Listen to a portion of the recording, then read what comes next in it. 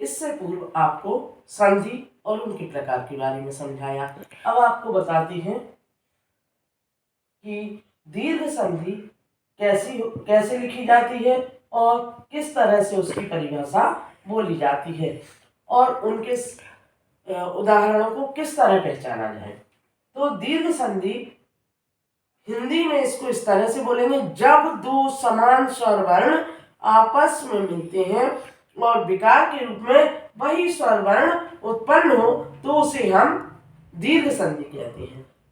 लेकिन हम जब संस्कृत में इसको उच्चारित करते तो ऐसे बोला जाता है, या द्वे ह्रस्व स्वर वर्ण सवर्णयो अर्थात क्रमशः ह्रस्व या दीर्घ परस्परम सम्मेलनम सा दीर्घ संधि अस्ति।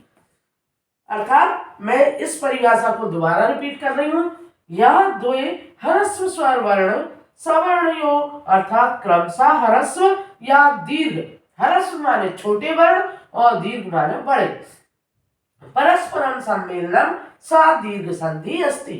अर्थात जब दो छोटे स्वर वर्ण या एक छोटा एक बड़ा या दो बड़े स्वर वर्ण आपस में मिलते हैं और विकार के रूप में बड़ा स्वर वर्ण ही उत्पन्न हो तो वहां पर दीर्घ स्वर संधि होती है। उदाहरण के लिए जैसे हमने शब्द दिया पुस्तकालय, पुस्तकालय को जब हम विग्रह करेंगे तो पुस्तक प्लस आलय और इसका विकार आ प्लस बड़ा बराबर बड़ा, इस तरह से हो जाएगा। दूसरा उदाहरण इसी का बता रही हूं, दैत्यारी, दैत्यारी माने दैत्य प्लस अरि, आ प्लस आ बराबर बड़ा, इस तरह से ये संधि विग्रह होती है। अब यहाँ पर आ और आ दोनों वर्ण आ है, समान है, इसलिए बड़ा आया। इसी तरह हम आगे की श्रृंखला में आपको बताते हैं कि रविंद्र शब्द, इसमें भी हम जब विग्रह करेंगे तो रवि प्लस इंद्र अर्थात ई प्लस ई बराबर बड़ा ई, इस तरह से रविंद्र शब्द को विग्रह किया जाएगा। और ई प्लस ई विकार और ई दोनों मिलाकर बड़ा ई बनेगा। नदीसा, नदीसा को भी इसी तरह विग्रह करेंगे, नदी प्लस ईसा, बड़ाई प्लस बड़ाई बराबर बड़ाई, इस तरह से ई और ई ये भी समान स्वर वर्ण हुए और समान स्वर वर्ण ही उत्पन्न हुआ। फिर है भानुदय, भानुदय अर्थात भानु प्लस उदय अर्थात छोटा उ और छोटा उ प्लस बड़ा उ।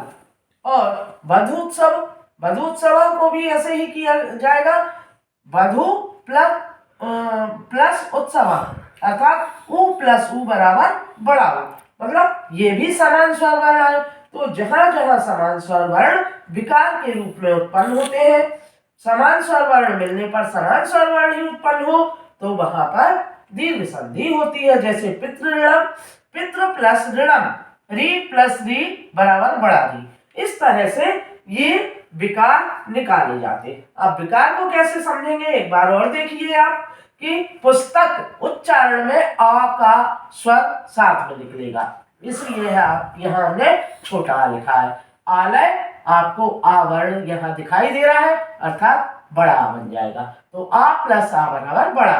दैत्यारी, या के साथ जब हम दैत्य के साथ जब हम उच्चारित कर रहे हैं तो आ वर्ण हमारी मुख से निकलेगा, तो हम आ और यहाँ आ है इसलिए अरि में तो हम आ प्लस आ बराबर बड़ा कर देंगे। इसी तरह रविंद्र में जैसे रवि में ई छोटी और यहाँ पर भी इंद्र लिखा तो हमने छोटी ई लगाया, इस तरह से ई प्लस ई बराबर बड़ा ई बन गया।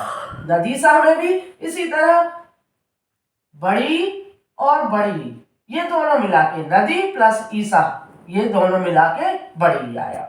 भानुदय में भी देखेंगे हम कि उ छोटे उ की मात्रा उ, छोटा उ और उ मिला के बड़ा उ बन गया।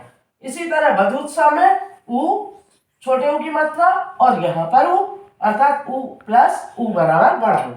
पितृणम में री यहाँ पर ऋणम लिखेंगे, जब हम विग्रह करेंगे तो यहाँ पर भी री और यहाँ पर भी री, इन दोनों को मिला के री ऋषि वाला और बड़ा ऋषि बन जाएगा। इस तरह से इनको हम आगे की श्रृंखला में आपको गुण संधि में भी इसी तरह से समझाएंगे। आप मेरे YouTube चैनल को ज़्यादा से ज़्यादा मिलकर सब्सक्राइब करें और परीक्षा को ध्यान में रखते हुए मेरे चैनल पर विशेष ध्यान रखते हुए अपने साथियों को शेयर भी करें। नमस्कार।